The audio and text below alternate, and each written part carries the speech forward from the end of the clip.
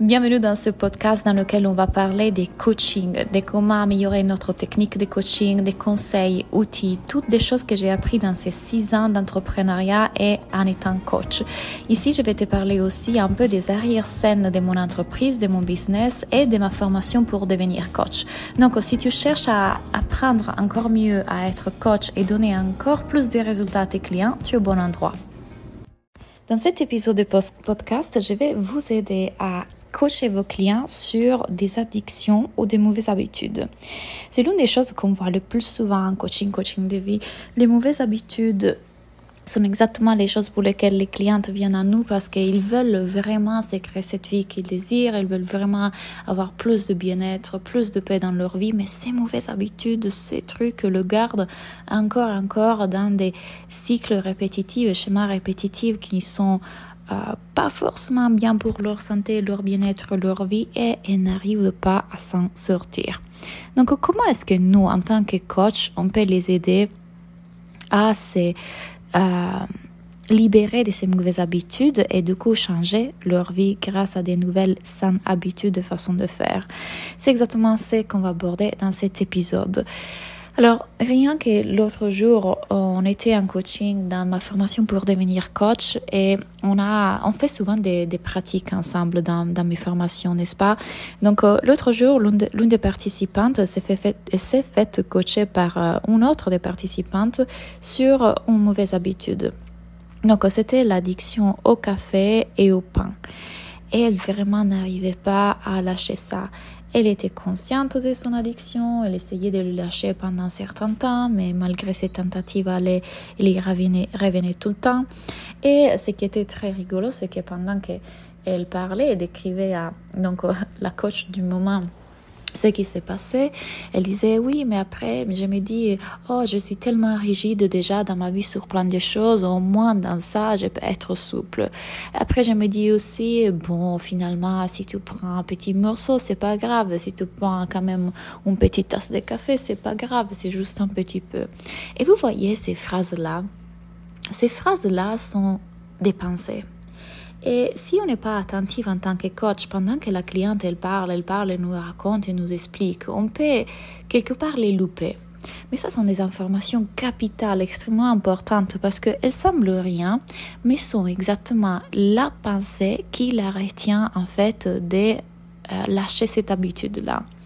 Et ce n'est pas qu'on doit changer la pensée, vous le savez, ce n'est pas la méthode que j'enseigne, c'est plutôt de devenir consciente qu'il y a cette pensée. Qu'est-ce qui se passe dans le cerveau d'une personne qui a des addictions et des mauvaises habitudes? Le cerveau, puisqu'il veut continuer à aller vers cette chose-là, parce qu'il a créé une addiction, il va nous envoyer tout un tas de pensées et d'émotions et des choses qui vont nous garder addicts à ça, qui vont nous garder accros à ça. Donc, forcément, ces pensées, elles vont apparaître dans notre esprit. Mais quand on ne le sait pas, et que du coup on est identifié à ça, on le croit vrai, ces pensées elles passent et du coup nous font réagir et nous mettent en réaction. On va en réaction à l'émotion, à la pensée et du coup on va vers le frigo, on va vers la cigarette, on va vers le sucre. Est-ce que vous m'écoutez bien ici? Ça veut dire que quand on voit que cette pensée est une pensée, c'est l'activité psychologique de mon cerveau qui veut exactement que j'aille vers cette chose-là parce que il croit que sans ça, on va être mal. Et je vous expliquerai pourquoi il fait ça plus en profondeur. Mais restons un seconde avec ça. Quand on voit que cette pensée est une pensée et qu'on n'a pas besoin de l'écouter, elle n'est pas forcément vraie, elle n'a rien de personnel, elle n'est pas dangereuse.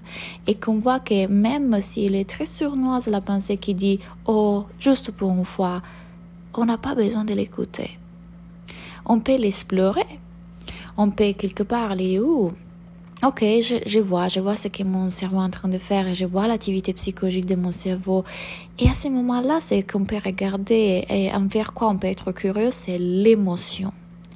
Donc, ces pensées viennent avec une certaine charge émotionnelle et souvent c'est de l'inconfort, de l'anxiété, du panique, de la peur. C'est-à-dire que à cet instant-là, il y a quelque chose qui est en train de se passer avant qu'on aille vers la cigarette, le sucre, le chocolat, le café, n'est-ce pas? Et pour le cerveau, en fait, rester dans cet inconfort-là, c'est que lui, il interprète comme un inconfort et impensable. inimaginable. Non, non, non, je dois me libérer de cette émotion-là et du coup, aller vers le café, la cigarette, le pain, le sucre est exactement ce qui va me permettre de relâcher cette tension ou ressentir une certaine émotion positive. Et rien de plus faux. Rappelez-vous, la plus grande illusion, c'est de croire que notre monde extérieur a un pouvoir sur notre monde intérieur, de croire que nos émotions et pensées dépendent du monde extérieur. Mais votre cliente, elle le sera. Elle sera persuadée en fait que c'est le cas. C'est exactement ce qui va me permettre d'être plus détendue, d'être plus joyeuse, d'être plus en paix, de me sentir aimée.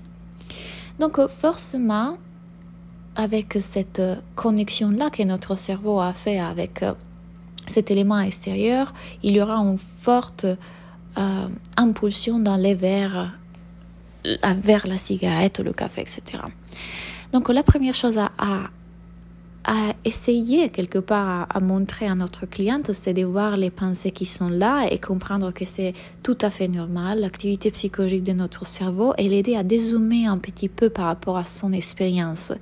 Quand j'utilise le mot dézoomer, ça veut dire de prendre du recul et se regarder un peu de l'extérieur, regarder ce qui est en train de se faire de plus haut. Moi, je m'imagine comme m'élever en dessus de moi et voir en fait ce que mon mental est en train de faire et l'observer comme observatrice justement, neutre, bienveillante et pas celle qui le vit.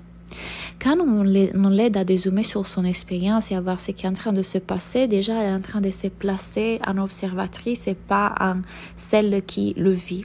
Ça lui permet de prendre du recul par rapport à ses pensées et ne plus être si identifié et qu'il ne soit pas si vif.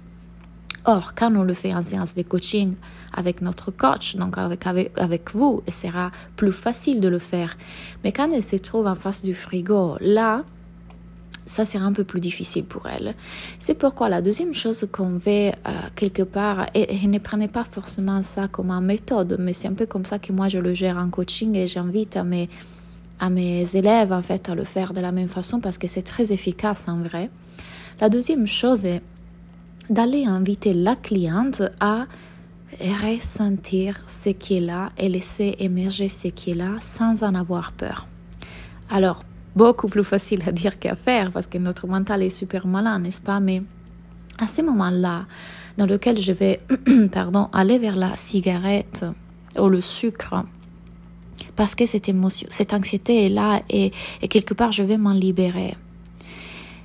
Est-ce qu'on peut aider la cliente à voir qu'elle peut rester avec cette énergie? Déjà, enlevons le concept anxiété, peur, tristesse, enlevons ça. Cette énergie qui est en train de bouger dans son corps et qui ne demande autre qu'à être ressentie. Elle n'a pas le pouvoir de nous faire du mal. Elle n'a aucun pouvoir sur nous. Elle semble hyper vraie. Elle semble tellement vraie. Et ça semble tellement vrai aussi que la cigarette va nous enlever ça. Le téléphone va nous enlever ça. Mais c'est pas du tout le cas. Si elle arrive à être curieuse, dans une position de curiosité envers ce qui est en train de se passer à l'intérieur d'elle, en enlevant les concepts et en voyant, en sachant que le cerveau aura peur de ça, le mental va lui faire croire que ça c'est terrible à ressentir. Mais oh mon Dieu, on a tellement de capacités de ressentir. On a toute capacité à nous d'être avec les émotions qui sont là. Et rappelons-nous de quand on était des enfants, les énergies, les émotions nous traversaient. À un moment, on était triste, puis en colère, puis en joie. On ne s'attachait pas à ça. On a encore cette capacité de laisser que les choses se fassent à travers nous. On peut les laisser émerger, cette énergie bougera, c'est la même énergie qui bouge les plantes, c'est la même énergie d'une tempête, c'est la même énergie qui fait pousser une fleur et on la laisse émerger. Et c'est ça qu'on veut inviter notre cliente à faire, à laisser émerger ça. Il y a une technique en plus que j'utilise en coaching et que j'enseigne, qui est une technique qui va nous permettre d'explorer ce qui se passe à l'intérieur de nous.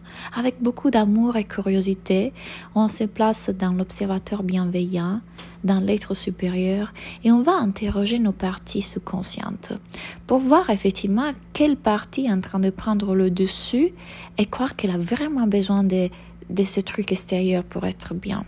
pour qu'on puisse, nous, en tant qu'être supérieur, lui apporter ce dont elle a besoin. Et ça, c'est carrément une pratique que la cliente peut refaire dans le moment dans lequel elle ressent à nouveau cette impulsion d'aller vers son addiction. La raison pour laquelle le cerveau fait ça, c'est que le cerveau, en fait, c'est vraiment un malentendu et c'est extraordinaire quand on explique ça à nos clientes. Un jour, cette personne, elle a une grosse anxiété, une grosse peur, un gros inconfort, quelque chose que vraiment émotionnellement n'a pas géré. On n'arrivait pas à gérer. Ou a cru ne pas pouvoir gérer. Et ce qui s'est passé, c'est qu'à ce moment-là, elle allait vers le gâteau au chocolat, la cigarette, le sucre. Et pour quelques instants, pendant qu'elle faisait usage de ces choses-là, elle s'est distraite de l'émotion. Le cerveau, il s'est distrait. Le moment dans lequel on ouvre le frigo, on prend le gâteau au chocolat, il y a une distraction de l'émotion inconfortable qui est là. Et à partir de cet instant-là, le cerveau enregistre. Le gâteau au chocolat est ce qui me fait aller mieux. Il s'est créé ce malentendu. Ce malentendu, cette mauvaise interprétation dans notre cerveau qui du coup se répète comme une connexion neuronale qui se crée. Voilà pourquoi les personnes ont des addictions. Bien évidemment, on y lie à ça un trauma. Si l'émotion qui était là était une émotion que j'ai ressentie petite quand je me suis ressentie rejetée pour qui je suis par mon papa, par ma mère, par n'importe quelle chose peut-être qui s'est passé dans notre enfance, cette émotion est émergée à ce moment-là pour qu'on puisse la digérer, pour qu'on puisse la vivre, pour qu'on puisse la transmuter, pour qu'on puisse quelque part revenir à qui on est vraiment. Mais personne ne nous enseigne comment faire ça, n'est-ce pas? Personne ne nous enseigne qu'on n'a pas besoin d'avoir peur de nos émotions, qu'on peut être là et ressentir l'émotion. Personne ne nous enseigne à être avec nos parties. Et donc, ce qui se passe, c'est qu'une distraction si simple comme le gâteau au chocolat, la cigarette, le sucre, crée un conditionnement dans notre cerveau et à chaque fois, notre cerveau voudra absolument aller vers cette chose-là. Quand on le voit et qu'on aide la cliente à le voir, c'est énorme ce qui se passe déjà. Elle peut devenir consciente de tous ces mécanismes-là. Même si être consciente et le savoir ne veut pas dire l'intégrer. Ça va prendre du temps pour vos clientes. Et vous-même, quand vous découvrez mes enseignements, ça l'a fait pour moi aussi. Pour la première fois, de vraiment intégrer qui je suis vraiment au-delà de mes pensées, qui je suis vraiment au-delà de mon mental, le reconnecter à moi. Donc, ça sera avec de la pratique et voilà pourquoi ça prendra un peu de temps. Ne vous attendez pas que ça puisse disparaître après une seule séance, même si ça m'est arrivé, ça peut arriver. Mais peut-être ça prendra plus de temps et c'est parfait. Plus vous invitez votre cliente à voir qui elle est vraiment au-delà de son mental et à voir ce que son mental est en train de faire pour qu'elle puisse se désidentifier de ça et connecter avec la partie qui est en train de garder l'émotion, ou en tout cas vivre l'émotion, ressentir l'émotion, être avec l'émotion sans plus en avoir peur. Et ça s'est fait petit à petit. Plus elle sera capable au bout d'un moment de se réguler toute seule, réguler son système nerveux, être avec ses émotions et ne plus aller en réaction à elle. Donc tout ce qui est mauvaise habitude, addiction, c'est tellement gérable. C'est tellement possible de les transformer. Encore une fois, c'est extraordinaire ce qu'on peut faire pour nos clientes quand nous, on est celle qui est assise dans son être véritable et qui voit ce qui se passe dans la cliente et qui voit la perfection de cette cliente en face de nous. Elle est tellement parfaite, elle est juste dans une illusion. Et nous, on est celle qui l'aide à voir à travers l'illusion. C'est pas extraordinaire? Donc, si vous désirez accompagner vos clientes de cette façon-là, rappelez-vous que les portes de ma formation pour devenir coach réouvrent en septembre, mais qu'on est déjà en train de prendre les candidatures. Donc, postulez dès maintenant. On vous laisse les informations ici en bas. Venez nous rejoindre. Et si vous sentez que peut-être c'est pas encore le moment pour vous pour faire cette formation, mais que vous êtes intéressé par mes enseignements et qui vous passionnent, venez plutôt dans le chemin de l'éveil. Pareil, je vous mettrai les informations ici en bas. En tout cas, ça ne peut que vous aider à vous à être encore plus proche de vous-même et voir l'illusion de votre mental et éventuellement pour la suite devenir un meilleur coach pour les autres. Merci pour m'avoir écouté et à bientôt.